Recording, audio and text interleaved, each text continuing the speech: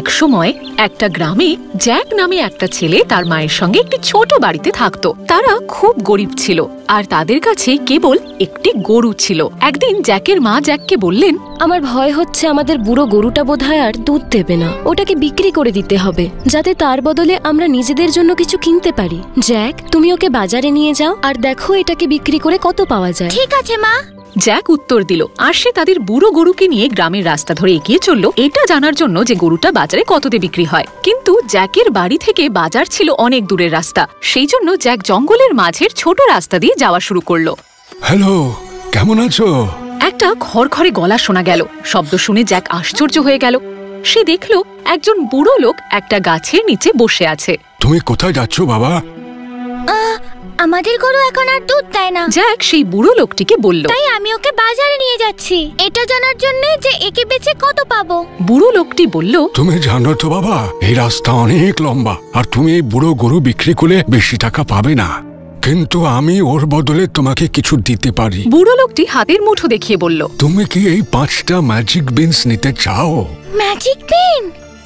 যদিও বিনগুলো দেখে ম্যাজিকের বলে মনে হচ্ছিল না, কিন্তু জ্যাকের সেগুলো রোমাঞ্চকর লাগলো। সেজন্য সে বুড়ো লোকটিকে গরুটা দিয়ে দিল আর সেই ম্যাজিক বিনস নিয়ে বাড়ি ফিরে এলো। জ্যাক, তার মা বললেন, তুমি এত তাড়াতাড়ি ফিরে এলে? তুমি আমাদের ওই বুড়ো গরুর বদলে কি পেলে? এই দেখো মা।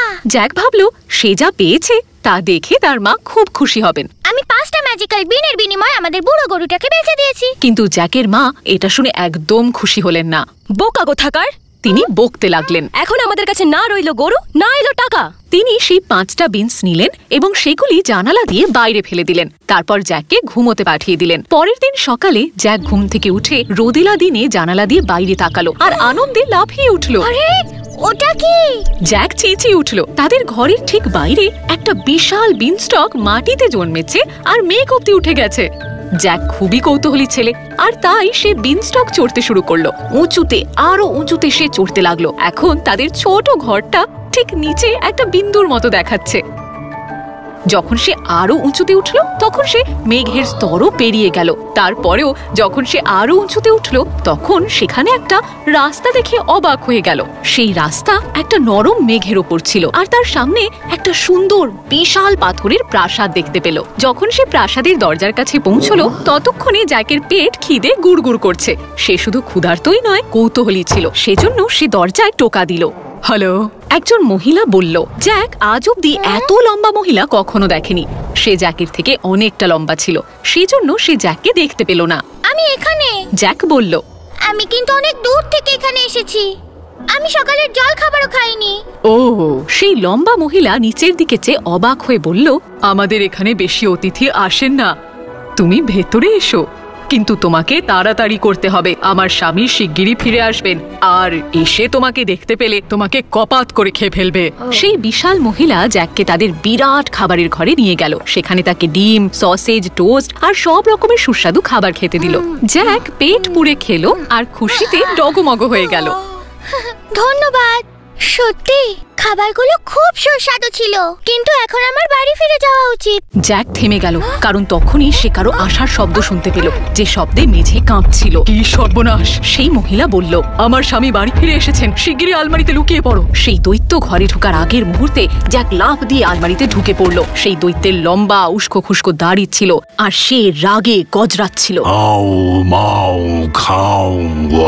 দৈত্য গর্জন করে উঠল, আমি মানুষের গন্ধ পাও।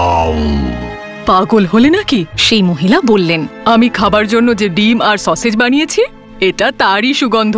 দৈত্য চেয়ারে বসে খাওয়া শুরু করলো। এর মধ্যে জ্যাক আলমারির ভেতরে চুপ করে বসে সব দেখছিল। দৈত্য খাওয়া শেষ করে তার স্ত্রীকে বলল, এখন আমাকে আমার মুরগি এনে দাও। বিশাল মহিলা টেবিলে একটা সুন্দর লাল মুরগি এনে রাখলো আর দৈত্য বলল, ডিম দাও।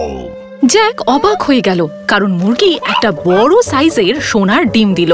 যেই সেই দৈত্য আর তার স্ত্রী খাবার ঘর ছেড়ে বেরোলো, জ্যাক আলমারি থেকে বেরিয়ে টেবিলের উপর সোনার ডিম দেওয়া মুরগিকে কাছ থেকে দেখতে এলো। প্লিজ আমাকে সাহায্য করো, মুরগি বলল।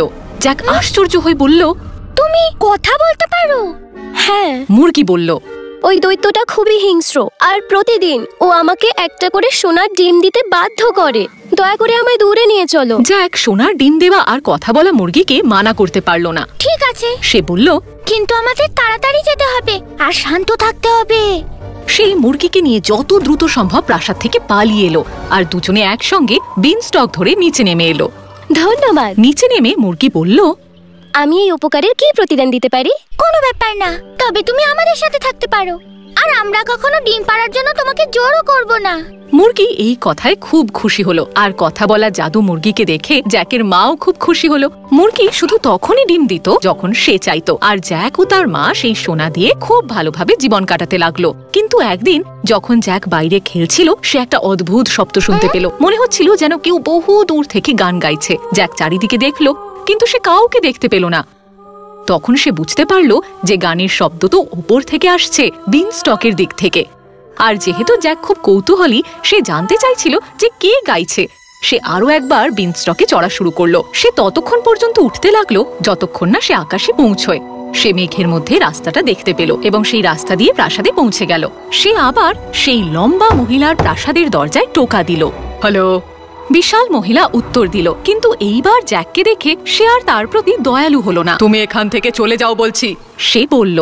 আগের বার যখন তুমি এসেছিলে সেই থেকে আমার স্বামীর মুরগিটা হারিয়ে গেছে। কিন্তু আমি এটা জানতে চাই যে কে গান গাইছে।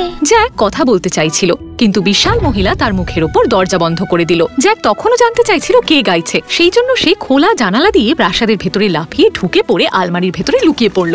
তখন সেই বিশাল মহিলা স্বামীর জন্য রান্না করছিল। কিছুক্ষণের মধ্যেই জ্যাক একজোড়া ভারী পায়ের শব্দ শুনতে পেল, যে শব্দে পুরো প্রাসাদ কাঁপছিল। আমি এখানে একটা মানুষের গন্ধ পাও। দৈত্য গর্জন করলো, পাগলামি করো না। বিশাল মহিলা বললেন, এটা মাংস আর আলুর সুগন্ধ, যেটা আমি রাতের খাবারের জন্য বানিয়েছি। দৈত্য বসে পড়লো, আর জ্যাক আলমারিতে লুকিয়ে সব দেখতে লাগলো। দৈত্য খাওয়া শেষ করলো আর স্ত্রীর দিকে তাকিয়ে বলল, আমার হার্প নিয়ে এসো। বিশাল মহিলা টেবিলের উপর একটি সুন্দর সোনার হার্প রাখলো, আর দৈত্য গর্জে উঠল, বাজাও। জ্যাক অবাক হয়ে গেল। হার্প নিজে নিজেই একটা মিষ্টি ঘুমপাড়ানি গান গাইতে লাগলো। শিগগিরই দৈত্য ঘুমিয়ে পড়লো, আর তার স্ত্রী রান্নাঘরে চলে গেল। জ্যাক আলমারি থেকে বেরিয়ে এলো আর টেবিলের উপর রাখা ম্যাজিক হার্পটা কাছ থেকে দেখতে লাগলো। প্লিজ আমাকে সাহায্য করো। হার্প বলল। জ্যাক চমকে পিছিয়ে গেল। সে কি, তুমি কথা বলতে পারো? হ্যাঁ, হার্প বলল। ওই দৈত্য খুবই স্বার্থপর।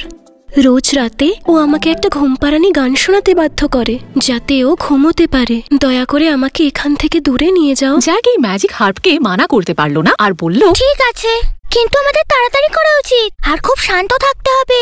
জ্যাক হার্পকে সঙ্গে নিয়ে দ্রুত প্রাসাদ থেকে বেরিয়ে ছুটতে লাগলো। প্রাসাদের বাইরে বেরিয়ে সে হার্প সহ বিন স্টক দিয়ে নিচে নামতে লাগলো। কিন্তু যেই হার্পের বাজনা বন্ধ হয়ে গেল, দৈত্য জেগে উঠলো। যখন সে দেখলো যে তার হার্প চুরি হয়ে গেছে, তখন সে রাগে গড়গড় করতে করতে জ্যাককে তাড়া করলো। সে জোরে দৌড়তে লাগলো। মা! জ্যাক বিন স্টক থেকেই জোরে চিৎকার করলো, কুড়ুলটা নিয়ে এসো।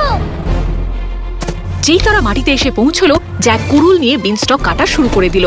দৈত্য যেই দেখলো গাছটা এক্ষুনি পড়ে যাবে, তাই সে তাড়াতাড়ি মেঘের ওপর তার প্রাসাদের দিকে ওঠা শুরু করলো। সেই বিশাল বিনস্টক পড়ে গেল। সেই শেষবারের মতো জ্যাক দৈত্যকে দেখেছিল। ধন্যবাদ। হার্প বলল, আমি তোমার এই উপকারের ঋণ কিভাবে শোধ করব? কোনো ব্যাপার না, তুমি আমাদের সাথে থাকতে পারো। জ্যাক বলল, যদি তুমি না চাও তাহলে তোমাকে আমি গান গাওয়ার জন্য অথবা বাজানোর জন্য জোর করব না। হার্প এই কথায় খুব খুশি হলো, আর যখন জ্যাকের মা এই ম্যাজিক হার্পকে দেখলেন, তিনিও খুব খুশি হলেন। লোকেরা বহু দূর দূর থেকে তার সঙ্গীত শোনার জন্য আসতো। মুরগি আর হার্পের সঙ্গে জ্যাক আর তার মা আনন্দে দিন কাটাতে লাগলো, আর কখনো তারা অভুক্ত থাকেনি। সমাপ্ত।